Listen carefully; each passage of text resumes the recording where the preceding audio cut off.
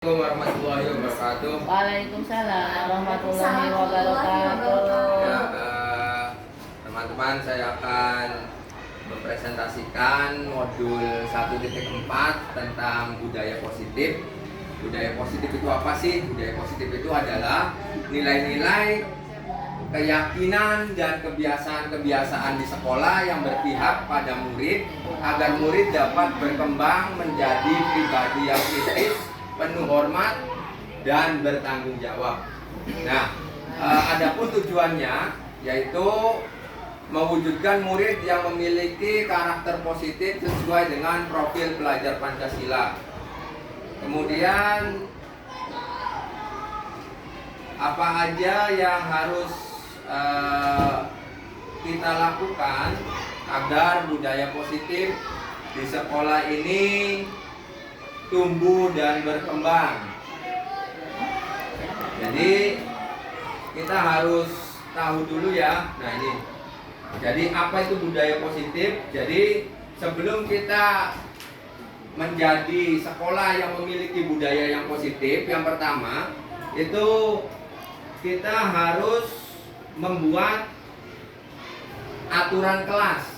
Nah, jadi aturan kelas itu sangat penting untuk menjadi pijakan kita supaya anak-anak itu akan menjadi sebuah keyakinan. Jadi dari peraturan nanti kita bisa kelompok-kelompokan menjadi sebuah keyakinan kelas. Misalkan nih dari aturan sekolah, misalkan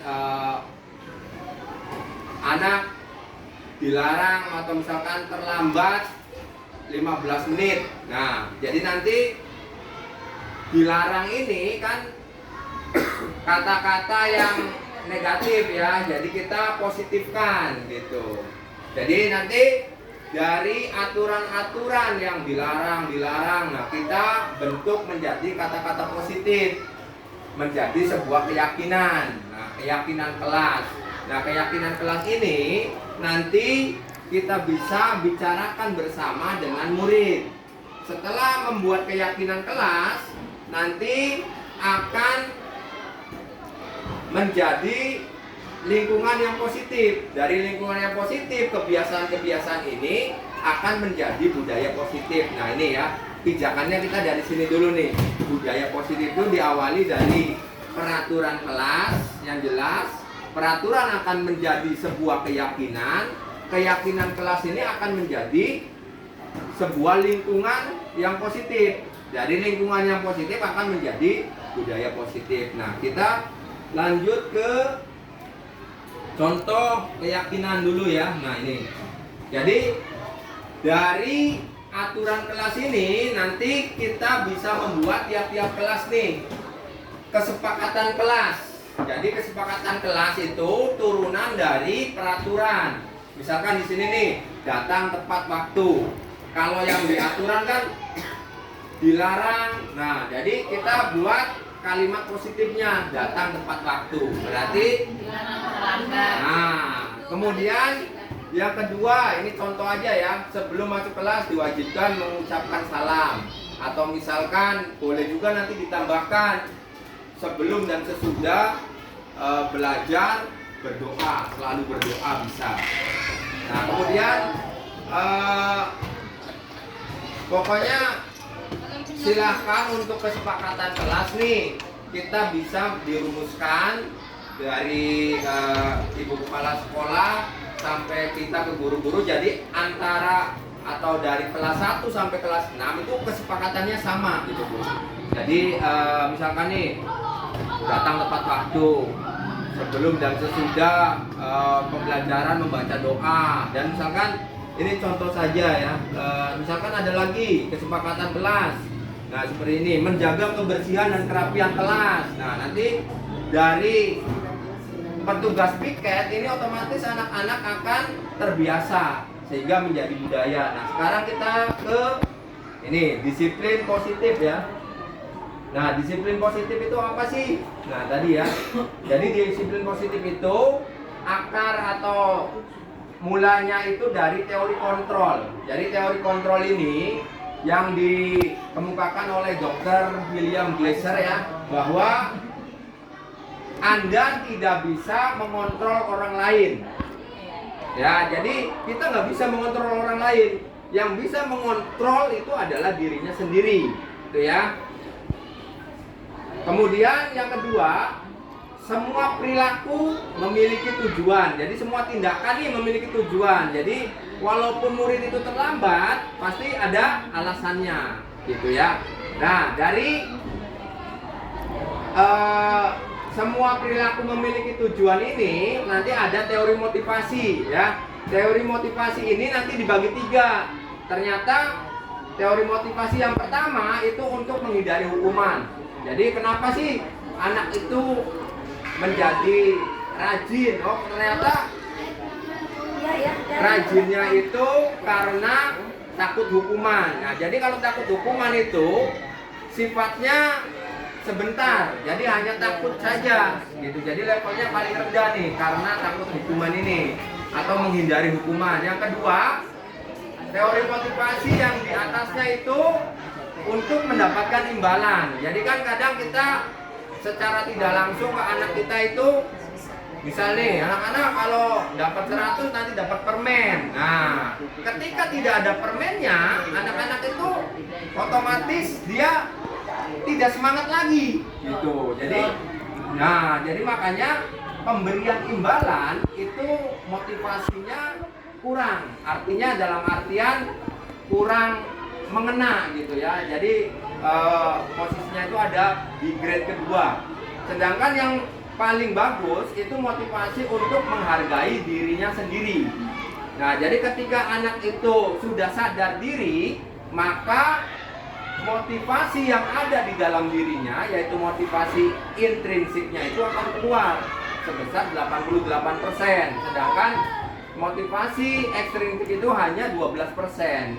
Makanya kalau anak itu sudah sadar akan harga dirinya, pasti akan lebih semangat, baik itu dalam belajar maupun berangkat ke sekolah. Nah, dari motivasi yang ketiga untuk menghargai diri sendiri ini nanti akan timbul. Artinya apa timbulnya itu namanya nilai-nilai kebajikan. Nilai-nilai kebajikan itu apa saja sih? Disiplin, tanggung jawab, jujur. Nah, nanti akan keluar nilai-nilai universal itu, sehingga dari nilai-nilai kebajikan ini akan menjadi sebuah keyakinan. Keyakinan apa? Keyakinan kelas.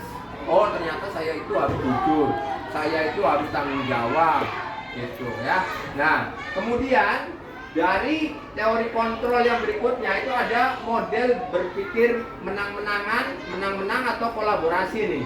Jadi nanti diturunkannya itu menjadi 5 posisi kontrol. Nah, di sini nih, kadang kita itu tidak sadar bahwa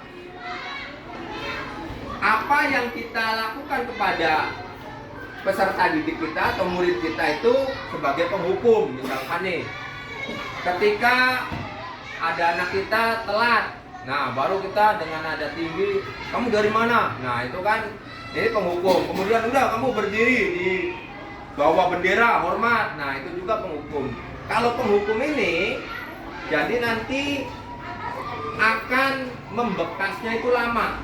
Jadi anak-anak yang dihukum sama gurunya itu akan membekas lama. Ya, jadi sampai dia tua pun nanti akan selalu ingat kalau kita pernah menghukum anak didik kita. Nah, sedangkan untuk yang kedua itu ada yang namanya